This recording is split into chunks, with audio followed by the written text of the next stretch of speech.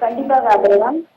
கேரளாவில் இருந்து மருத்துவ கழிவுகள் மற்றும் இறைச்சி கழிவுகள் உள்ளிட்டவற்றை வாகனங்களில் ஏற்றி தமிழக கேரள எல்லை வழியாக குமரி மாவட்டத்திற்குள் கொண்டு வந்து நீர்நிலைகள், விவசாய நிலங்கள் உள்ளிட்ட பகுதிகளில் கொட்டி செல்லும் சம்பவங்கள் இது தொடர்ச்சியாக நடந்து வருகிறது. இதனால் மாவட்டத்தில் சுகாதார கேடு ஏற்படும் அபாயம் எழுந்துள்ளது. இந்த நிலையில கேரளாவில் இருந்து கழிவுகள் ஏற்றி வரும் வாகனங்கள் மீது கடுமையாக நடவடிக்கை எடுக்க மாவட்ட நிர்வாகம் உத்தரவு பிறப்பித்துள்ளது. இந்த நிலையில மாவட்டத்தில் உள்ள போலீசார் தீவிர கண்காணிப்பு பணியில் ஈடுபட்டு வர்றாங்க.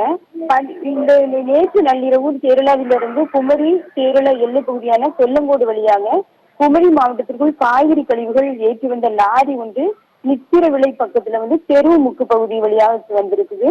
இதுல அந்த பகுதியில கண்காணிப்பு பணியில் ஈடுபட்டு கொண்டிருந்த ஆய்வாளர் அந்தோனியம்மா அவர்கள் போலீசார் அவங்க தலைமையில் உள்ள போலீசார் அந்த வாகனத்தை பறிமுதல் செய்தாங்க.